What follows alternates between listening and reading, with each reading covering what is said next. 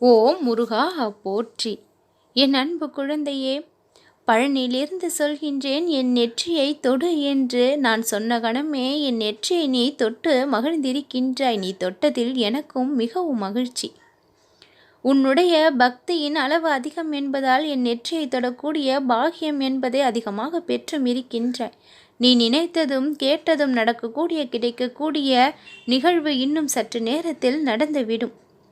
உன்னுடைய உண்மையான அன்பை சிலர் புரியாமல் இருக்கின்றார்கள். உன்னுடைய உண்மையான குணம் என்ன? நீ அவர்களுக்கு எந்த அளவிற்கு நல்லதை நினைக்கின்றாய், எதை புரிய வைக்க முயற்சி செய்கின்றாய்.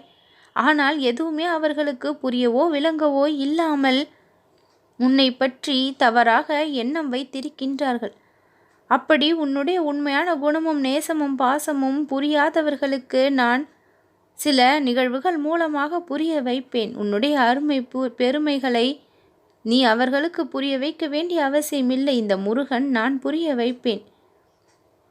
சிலர் புரியாதபடி நடித்தும் வருகின்றார்கள். உன்னை பற்றி தெரிந்தும் தெரியாதது போல நடித்தும் வருகின்றார்கள். அவர்களுடைய மனநிலையை கூட மாற்றி உன்னோடு அன்பு பாராட்டி உன்னுடைய உண்மையான அன்பிற்கு தகுதியை பெற நான் செய்திடுவேன்.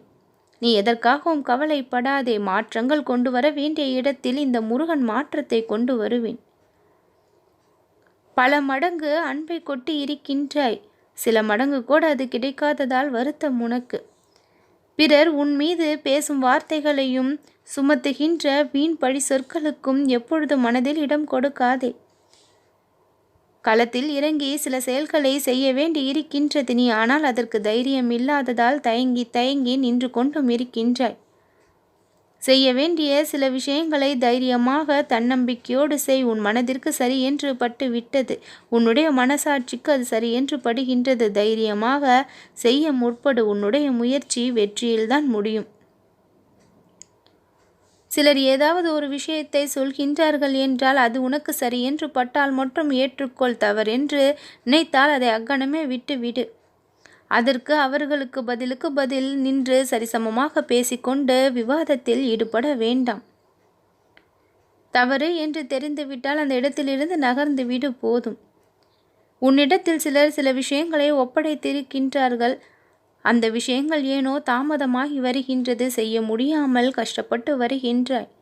உன்னுடைய கஷ்டங்களையெல்லாம் நான் போக்குவித்து நீ உன்னிடம் ஒப்படைக்கப்பட்ட விஷயங்களை நல்லபடியாக முடிக்க நான் ஒத்துழைப்பேன். உனக்கு துணையாக இருந்து பக்கபலமாக இருந்து நீ செய்து காட்ட வேண்டிய விஷயங்களில் சாதனை படைக்க நான் உனக்கு உதவியும் செய்வேன். என் அன்பு குழந்தையே, நீ பட்ட அவமானங்கள் தான் உன்னுடைய வாழ்க்கையின் அனுபவத்தின் தொடக்கமாக இருந்தும் வருகின்றது. அவமானமும் அனுபவமும் ஆயுள் முழுக்க நிரந்தர ஆசானாக இருந்து எதை யாரிடம் எப்படி பேசலாம், யாரிடம் எதை செய்யக்கூடாது பேசக்கூடாது என்று உணர்த்தி கொண்டேதான் இருக்கும். அதுதான் வாழ்க்கை. இதுதான் உண்மையும் கூட. உண்மை சில சமயங்களில் கசக்கலாமானால் ஏற்றுக்கொள்ளக்கூடியது. அதுதான் நலமானதும் கூட. நீ அடைந்த துன்பங்கள் எல்லாம் யாரோ ஒருவரால் துரத்தி அடிக்கப்படும். அந்த துரத்தி அடிக்கக்கூடிய நபரை நான் அனுப்பி வைப்பேன். திருப்பங்கள் பல கொடுத்து உன்னுடைய வாழ்விற்கு சந்தோஷங்களை பல அள்ளி கொண்டு நான் சேர்ப்பேன். இந்த முருகன் உன் வாழ்விற்கு உதவிடுவேன். என்னுடைய அருளாலும் ஆசையாலும் எல்லாம் நல்லபடியாக விரைவில் நடக்கும். நம்பிக்கையோடு இரு என் குழந்தையே, நல்லதே நடக்கும்.